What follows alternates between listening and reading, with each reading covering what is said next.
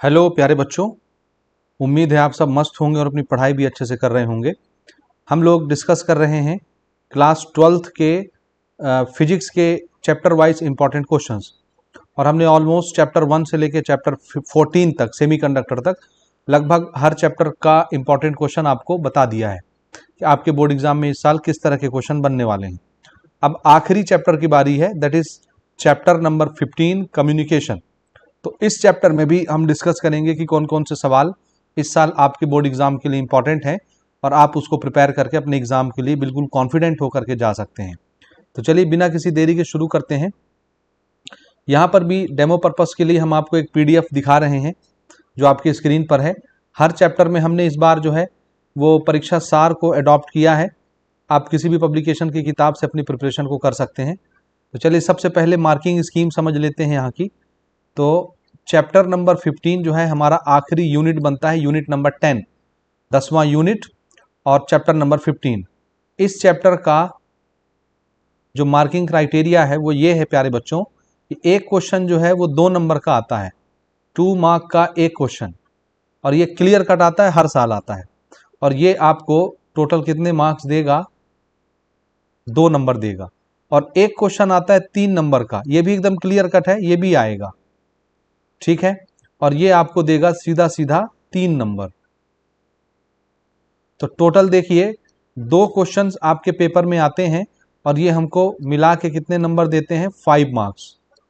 तो पूरा communication system हमारा जो है चैप्टर नंबर 15, यहां से हमको 5 नंबर के क्वेश्चंस जो हैं वो टोटल दिखते हैं।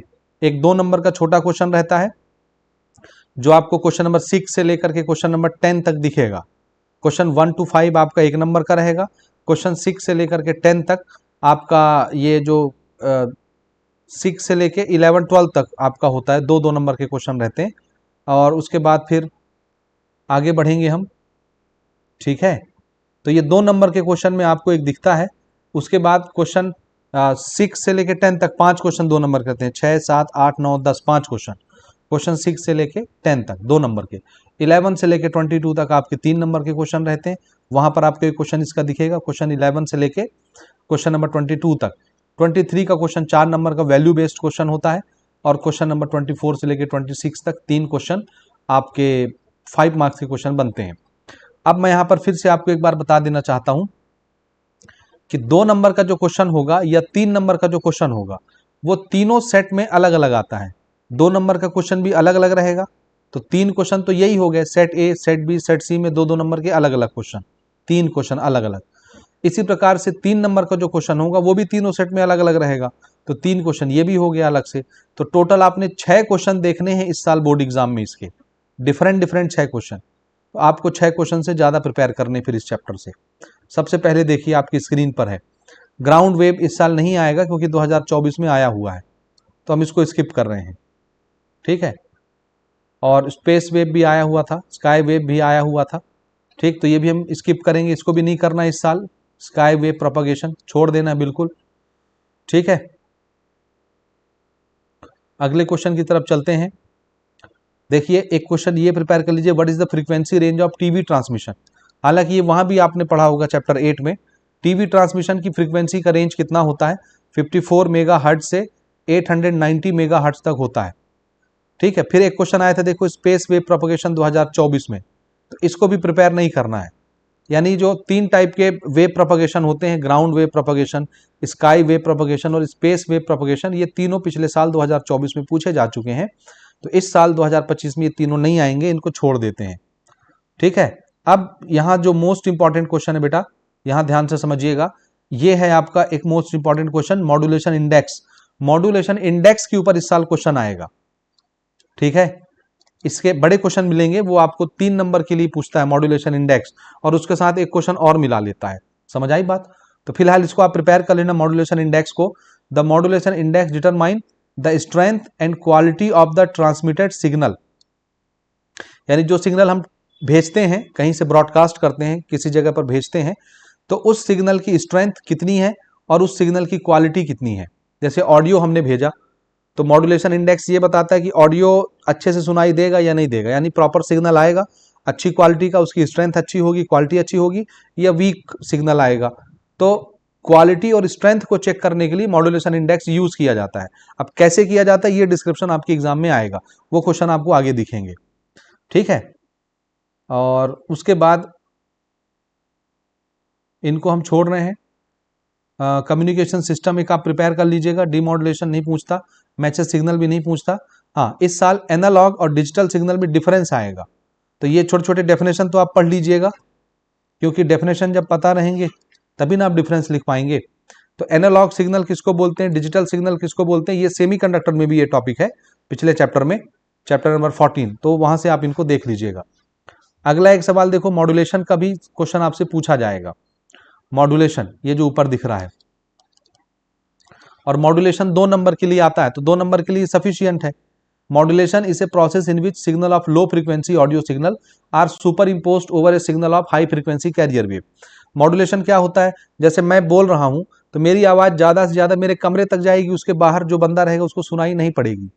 वो यूट्यूब की बरकत है कि आप सैकड़ों किलोमीटर दूर बैठ के आराम से अपने गद्दे में बैठे हैं, अपने कमरे में बैठे हैं, अपने कुर्सी में बैठे हैं, अपने बेड पर लेटे हुए हैं और मुझे देख रहे हैं, ये मुझे सुन रहे हैं, वो यूट्यूब की बरकत है।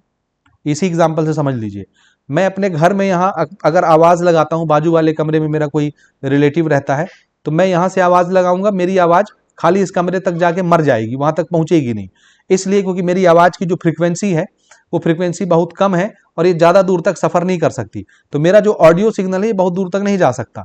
तो मैंने क्या किया, देखो अपने ऑडियो सिग्नल को इस माइक में चढ़ाया, ठीक है, इसको बोलते हैं ट्रांसड्यूसर, क्या बोलते हैं, हाँ, और ये गया मशीन में, कंप्यूटर में, और मेरी वीडियो कैमरे के थ्रू भी कंप्यूटर में गई, ये मेरा सिग्नल है।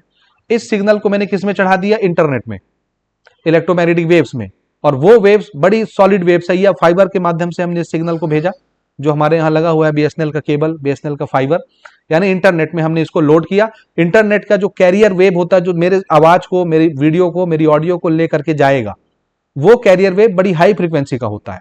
तो देखो मेरा जो लो फ्रीक्वेंसी सिग्नल था, ऑडियो सिग्नल, वीडियो सिग्नल, मेरा जो लो फ्रीक्वेंसी का सिग्नल था, उसको मैंने किस में चढ़ा दिया, किसके ऊपर डाल दिया, आंसर है कैरियर वेव के ऊपर डाल दिया। कैरियर वेव कौन है मेरा यहाँ पर अभी फिलहाल, इंटरनेट मान लो, या इलेक्ट्रोमैग्नेटिक वेव्स मान लो, जो हमारे मोबाइल में सिग्नल आता है। तो हमने कैरियर वेव में जो हाई फ्रीक्वेंसी की वेव होती है, अपने लो फ्रीक्वेंसी सिग्नल को, जो सिर्फ इस कमरे तक जा रही थी, उसको हमने चढ़ा दिया और इस सिग्नल को भेज दिया। तो कैरियर वेव की ताकत बहुत ज्यादा होती है, इसलिए वो बहुत दूर तक सफर कर सकती है, और वो आपके घर तक पहुंच रही है, और आपको हमारे दर्शन करवा रही है, और हम जो बता रहे हैं वो आपको सुनाई पड़वा रही है।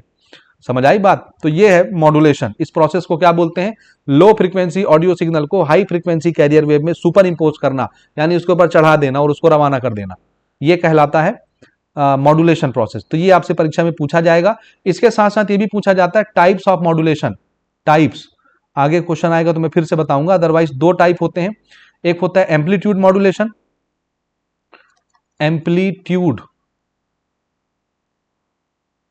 मॉड्यूलेशन, और दूसरा होता है फ्रीक्वेंसी मॉड्यूलेशन।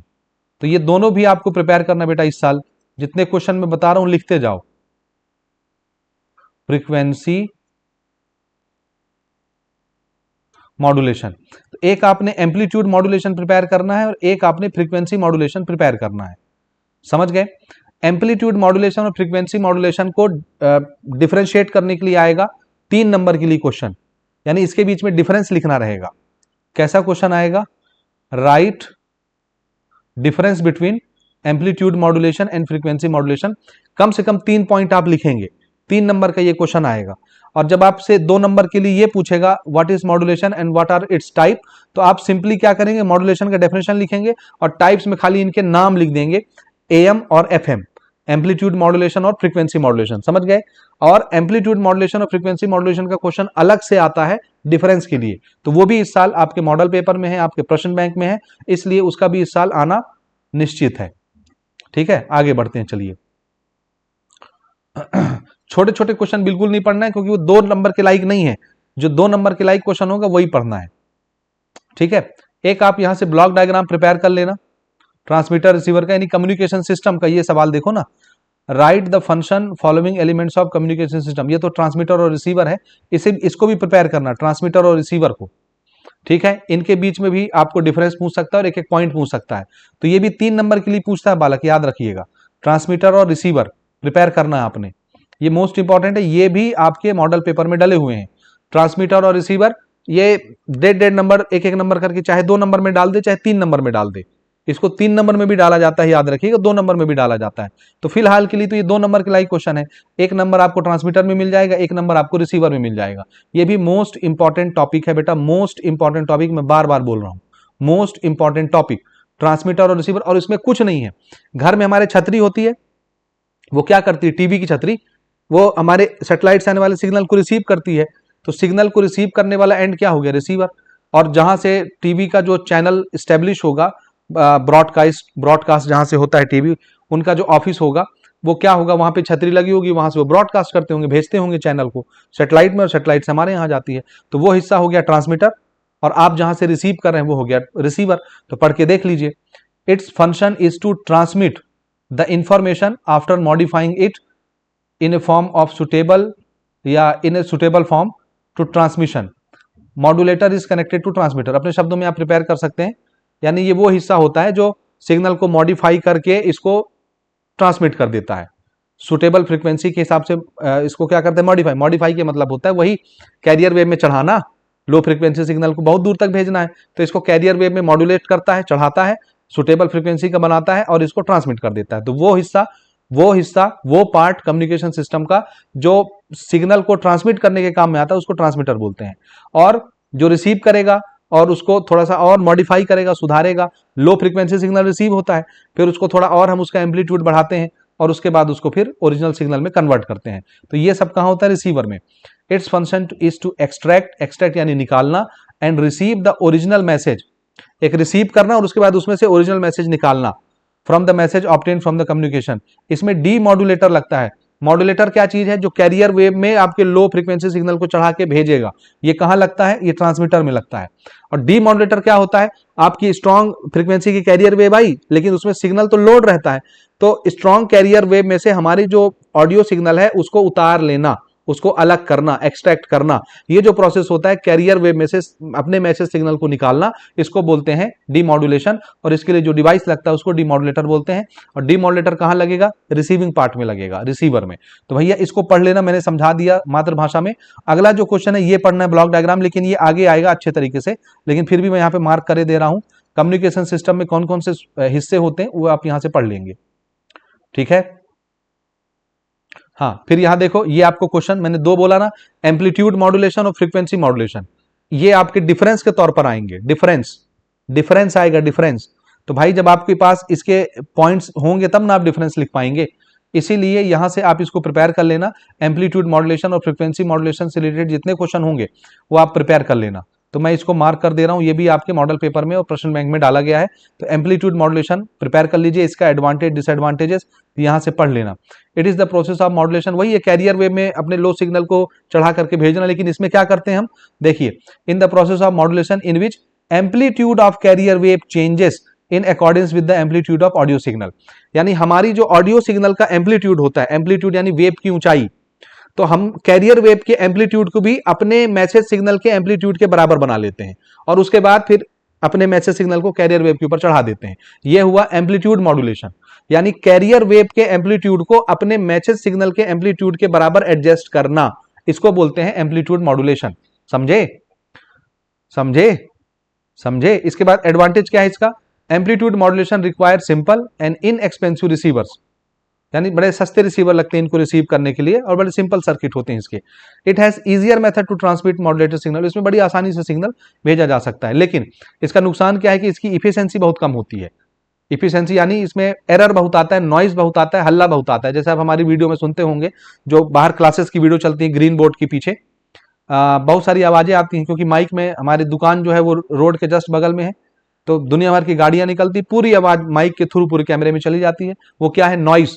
सुनना तो आप सिर्फ मेरी आवाज चाहते हैं, मेरी वीडियो देखना चाहते हैं, लेकिन उसके अलावा आपको दुनिया भर की आवाजें और सुनाई देती हैं। तो हमारे मैसेज सिग्नल में और अनवांटेड सिग्नल चढ़ गए, उसी सिग्नल को क्या बोलते हैं, नॉइस बोलते हैं। और इस तरह की जो सर्किट होती है जिसमें एम्पलीट्यूड मॉड्यूलेशन किया जाता है, उसमें नॉइस बहुत आता है, इसलिए इसकी इफिशिएंसी सही नहीं होती, लो होती है। In amplitude modulation modulated signal contain noise, ये बताया ना मैंने, उसमें नॉइस आ जाता है। इसलिए हम लोग कैसा मॉड्यूलेशन करना पसंद करते हैं, फ्रीक्वेंसी मॉड्यूलेशन। समझ आया, एम्पलीट्यूड वाला मॉड्यूलेशन नहीं करते, फ्रीक्वेंसी मॉड्यूलेशन करते हैं, ये याद रखना आपने। आगे बढ़ते हैं, चलिए। तो यहां से इन क्वेश्चंस को प्रिपेयर करिए, कहीं पर फ्रीक्वेंसी मॉड्यूलेशन दिखेगा उसको भी पढ़ना है। एक देखो और इंपॉर्टेंट क्वेश्चन आया, एक इंपॉर्टेंट क्वेश्चन और आया 2 नंबर और 3 नंबर के लिए, ट्रांसड्यूसर और रिपीटर। इसमें भी डिफरेंस लिखने के लिए भी कभी कभी आ जाता है, और कभी कभी भी खाली एक एक पैराग्राफ लिखने के लिए आता है, एक एक नंबर का बनाता है, 2 नंबर के लिए 3 नंबर के लिए दे देता है। ठीक है, ट्रांसड्यूसर, ये जो अभी मैंने बताया माइक्रोफोन जो मैंने लगाया है यहाँ पर, ये माइक्रोफोन है, इसको ट्रांसड्यूसर बोलते हैं। ट्रांसड्यूसर का काम क्या होता है, मैं बोल रहा हूं, मेरी आवाज कौन सी, sound, this is sound wave. Sound wave को ये क्या करता है, ये इलेक्ट्रिकल सिग्नल में कन्वर्ट कर देता है। तो जो device one form of energy को इलेक्ट्रिकल फॉर्म ऑफ एनर्जी में चेंज करेगा, साउंड एनर्जी को इलेक्ट्रिकल एनर्जी में चेंज करेगा, उसको बोलते हैं ट्रांसड्यूसर। माइक्रोफोन हो गया, बड़ा वाला माइक हो गया, ठीक है, फोटोसेल हो गया, समझिए। यानी इलेक्ट्रिकल एनर्जी में चेंज करने वाली डिवाइस क्या कहलाएगी, जो भी किसी भी रूप की एनर्जी को अगर इलेक्ट्रिसिटी में चेंज कर दी, इलेक्ट्रिकल एनर्जी में चेंज कर दी, उसको ट्रांसड्यूसर बोलते हैं। देख लो, a device which convert one form of energy into another form of energy. Another form of energy कौन सा होगा जी, ये इतना लिखने से काम नहीं चलेगा, ये गलत डेफिनेशन है। तो सीधा से याद रखिएगा, आप सीधा क्या लिखेंगे, ए device which convert sound energy into electrical energy is called transducer, और उसके एग्जांपल लिख दीजिएगा माइक्रोफोन। और सोलर एनर्जी को भी इलेक्ट्रिकल एनर्जी में चेंज करते हैं, ये फोटोसेल, वो पैनल नहीं होता सोलर पैनल, उसी को बोलते हैं फोटोसेल। रिपीटर कहां लगता है, रिसीवर एंड में। रिपीटर का काम क्या होता है, सुनिए, जब कोई सिग्नल बहुत दूर से चल के आता है तो वीक हो जाता है, तो पहले क्या करते हैं, हम उसको रिसीव करते हैं, रिपीटर क्या करता है, उसको रिपीट करता है बार बार, और उसकी फ्रीक्वेंसी को थोड़ा सा और इनहेंस करता है, बढ़ाता है, उसकी क्वालिटी को और बढ़ाता है। उसके बाद फिर हम उसको डिमॉड्यूलेट करते हैं, उसमें से सिग्नल उतारते हैं, ताकि बहुत लो सिग्नल आने के बाद भी हम उसको मॉडिफाई करते हैं, एम्पलीट्यूड उसका बढ़ाते हैं, फिर से मॉड्यूलेशन करते हैं। ये काम करता है रिपीटर। ये कहां लगता है, रिसीविंग एंड में लगता है। A repeater is use to extend range of communication system. ये भी सही डेफिनेशन नहीं है, ये थोड़ा महंगा होता है, ठीक है, ये देख लीजिएगा, रिसीवर भी देख लीजिएगा, बाकी ये क्वेश्चन नहीं आएंगे तो इनको अपन स्किप कर सकते हैं। जो आएगा वो मैं आपको बताता हूं, जैसे ये शॉर्ट वेव बैंड का आप रेंज पढ़ लीजिए, ठीक है। Why are short wave bands use for long distance radio transmission. तो शॉर्ट वेव्स बैंड को क्यों यूज करते हैं, क्योंकि ये आइनोस्फीयर से रिफ्लेक्ट हो जाते हैं। ये मैंने रेगुलर लेक्चर में डिटेल के साथ कवर किया हुआ है। आइनोस्फीयर से हम जो सिग्नल भेजते हैं वो जाते हैं एटमॉस्फेयर में, बहुत सारी लेयर बनी हुई है, आइनोस्फीयर से रिफ्लेक्ट होकर आ जाती है, तो इसके लिए शॉर्ट वेव्स यूज करते हैं, ये रेडियो वेव्स होते हैं। और टीवी के ट्रांसमिशन के लिए हम लोग इससे ज्यादा फ्रीक्वेंसी की वेव भेजते हैं, उसको लॉन्ग वेव बोलते हैं, वो भी रेडियो वेव होती है, लेकिन उसकी फ्रीक्वेंसी 100 मेगाहर्ट्ज से बहुत आगे होती है, समझ आई बात। तो वो आइनोस्फीयर को भी छेद के ऊपर चली जाती है और सैटेलाइट से उधर रिफ्लेक्ट होकर फिर अर्थ पर आती है, क्योंकि उसकी फ्रीक्वेंसी बहुत ज्यादा होती है, उसको आइनोस्फीयर रिफ्लेक्ट नहीं कर पाता, लेकिन शॉर्ट वेव्स को आइनोस्फीयर रिफ्लेक्ट करता है, याद रखिएगा। ये भी पढ़ेंगे आप। Microwaves are suitable for long distance transmission signal. Why microwave काहे यूज करते हैं लंबी डिस्टेंस पर सिग्नल भेजने के लिए, तो आंसर है the wavelength of range of microwave is 1 kilometre to 100 kilometre. बहुत लंबी दूर तक अगर सिग्नल भेजना तो माइक्रोवेव यूज करते हैं, क्योंकि इसका रेंज होता है 1 किलोमीटर से 100 किलोमीटर तक, इसका जो वेवलेंथ होता है ये होता है, बड़ी वेवलेंथ होती है जी इसके, समझ आई बात। हाँ, अब जो मैंने बताया था जो क्वेश्चन मॉड्यूलेशन इंडेक्स का, जो इस साल आपके परीक्षा में पूछा जाएगा वो ये है, ये तो इसको पढ़ लेना भैया। ऊपर के क्वेश्चन भले पढ़ना नहीं पढ़ना, ये आपका माइक्रोवेव या शॉर्ट वेव ये भले पढ़ना नहीं पढ़ना, लेकिन इसको जरूर पढ़ लेना इस साल, ये मॉड्यूलेशन इंडेक्स और how much it is practical value kept and why, यानी इसका क्या प्रैक्टिकल सिग्निफिकेंस है आज के डेट में मॉड्यूलेशन इंडेक्स का। तो मैंने शुरू में आपको बताया था, एक बार आप पढ़ लेंगे और ये थोड़ा सा पैराग्राफ अपने शब्दों में आप प्रिपेयर कर लीजिएगा तो आपसे बन जाएगा, ठीक है। रेशियो होता है बेसिकली, ये किस चीज का रेशियो होता है, the ratio of maximum change in amplitude of carrier wave, यानी कैरियर वेव के एम्पलीट्यूड में कितना चेंज आया with respect to original value of carrier wave, समझ आया, original amplitude of carrier wave, change in amplitude of carrier wave divided by original amplitude of carrier wave. इस ratio को क्या बोलते हैं, मॉड्यूलेशन इंडेक्स। अब इसका काम क्या है नीचे आप पढ़ लीजिएगा, वो मैंने ऊपर एक्सप्लेन कर दिया है, तो आप इसको समझ जाएंगे। हम आगे बढ़ेंगे। Why sky waves not use for TV transmission signal, 2 number के लिए ये भी पूछा जा सकता है, प्रिपेयर करेंगे, समझे। इसके अलावा audio signal directly transmitted through free space इस साल इंपॉर्टेंट नहीं है, ठीक है। कम्युनिकेशन सिस्टम का ब्लॉक डायग्राम मोस्ट इंपॉर्टेंट है भाई, वो यहां पर आ गया ना, ये क्वेश्चन आप प्रिपेयर करेंगे। ऊपर जो मैं बोल रहा था कम्युनिकेशन सिस्टम के जो ब्लॉक डायग्राम बने हुए थे वो आगे आएगा डिटेल के साथ, ये आ गया, तो यहां पर आपने ब्लॉक डायग्राम पढ़ना है, इनके सभी एक एक पॉइंट्स को समझाना है, एक्सप्लेन विथ ब्लॉक डायग्राम। तो ब्लॉक डायग्राम शायद पीछे ही बना है, पीछे ही बना है, यहाँ पर आप देख सकते हैं, पीछे यहाँ पर बना हुआ है। फिर से मैं आपको दिखा, ये ब्लॉक डायग्राम है, ये ब्लॉक डायग्राम आप प्रैक्टिस कर लीजिएगा और इनको एक एक पॉइंट को एक्सप्लेन करना समझ लीजिएगा। ये जैसे सोर्स ऑफ इंफॉर्मेशन, फिर ट्रांसमीटर को देते हैं, ये हमारा सिग्नल होता है, हमने ट्रांसमीटर को इसको दिया, फिर कम्युनिकेशन चैनल होता है, इसी में नॉइस आ जाता है जो फालतू की आवाज होती है, फिर हम सिग्नल को ट्रांसमिट कर देते हैं, उसके बाद रिसीवर में रिसीव करते हैं, फिर उसको यूज करते हैं डिमॉड्यूलेट करके। तो ये ब्लॉक डायग्राम है, इससे भी अच्छा ब्लॉक डायग्राम आगे आपको मिलेगा, तो उसको आपने प्रिपेयर करना है, ठीक है। और इसमें जितने पार्ट्स आए हैं उसको आप याद रखेंगे। यहाँ पे जैसे इन्होंने ट्रांसमीटर एक्सप्लेन किया है, कम्युनिकेशन चैनल एक्सप्लेन किया, रिसीवर एक्सप्लेन किया, तो कम से कम 3 पार्ट तो आप एक्सप्लेन करेंगे। भाई 3 नंबर का सवाल आएगा, 3 पॉइंट आपने एक्सप्लेन कर दिया, काफी है। तो कम्युनिकेशन सिस्टम ब्लॉक डायग्राम के साथ इंपॉर्टेंट है, कम से कम 3 पॉइंट आप एक्सप्लेन कर देना, उसमें एक ट्रांसमीटर एक्सप्लेन कर देना, एक कम्युनिकेशन चैनल एक्सप्लेन कर देना और एक रिसीवर एक्सप्लेन कर देना। बीच के और 4 चीजें जो है, जैसे सोर्स ऑफ इंफॉर्मेशन है, नॉइस है, उधर यूज है, वो सारी चीजें नहीं भी करेंगे तो चलेगा।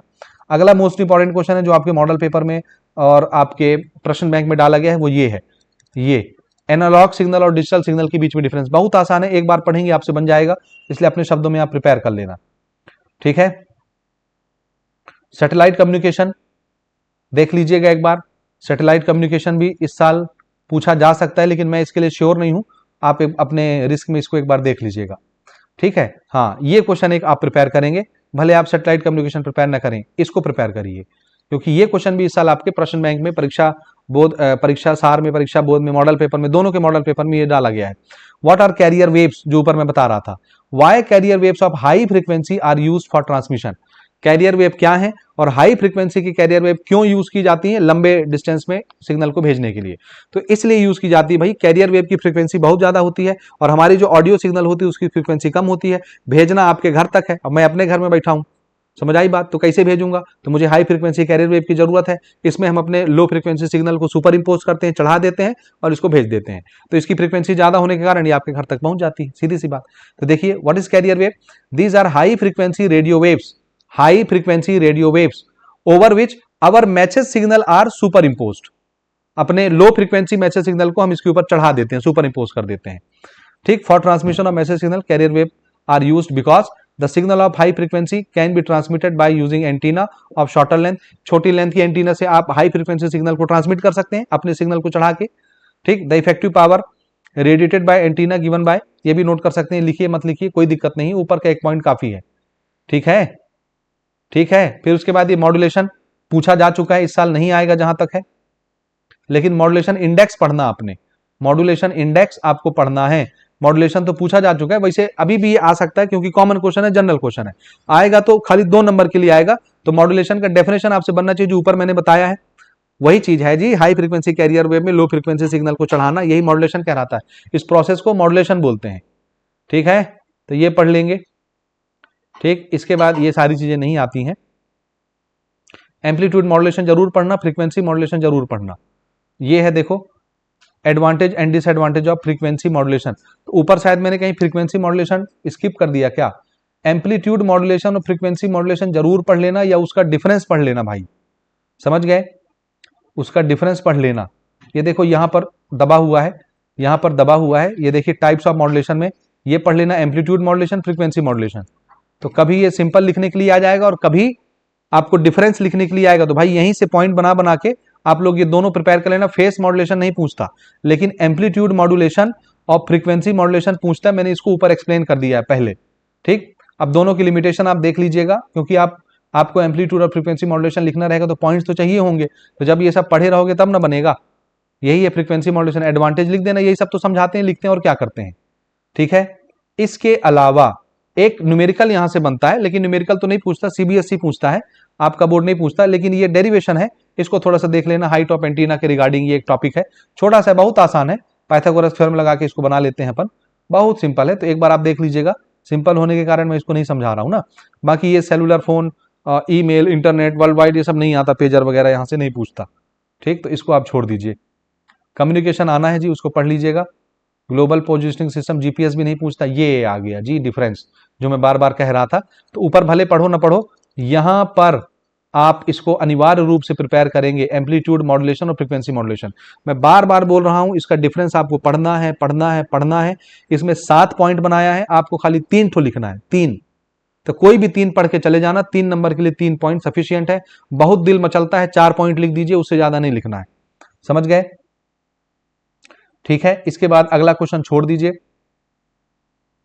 नहीं पढ़ना है, न्यूमेरिकल नहीं आता यहां से, खाली वो हाइट ऑफ एंटीना वाला डेरिवेशन एक बार देख लेना, बस हो गया। इससे ज्यादा यहां पर कुछ भी नहीं है। आपके पूरा 15 चैप्टर फिजिक्स के यहां पर समाप्त होते हैं। तो ये सारे वीडियोस आपको हमारे चैनल पर भी मिल जाएंगे और हमारी ऐप के अंदर भी मिलेंगे। ठीक है, तो बेटर एजुकेशन के लिए भैया आपको सीधी सी बात है, फिजिक्स के हमारे कोर्सेज में इनरोल होना चाहिए और आपको डिटेल से हर टॉपिक को अच्छे से समझना चाहिए था। लेकिन कोई बात नहीं, अब आप अपने एग्जाम के लिए अपीयर हो रहे हैं, तो आपको बहुत सारी शुभकामनाएं। अच्छे से पेपर लिखिएगा, जो टॉपिक हमने बताया उनको अच्छे से प्रिपेयर करिएगा और ईश्वर आपका भला करे। ठीक है।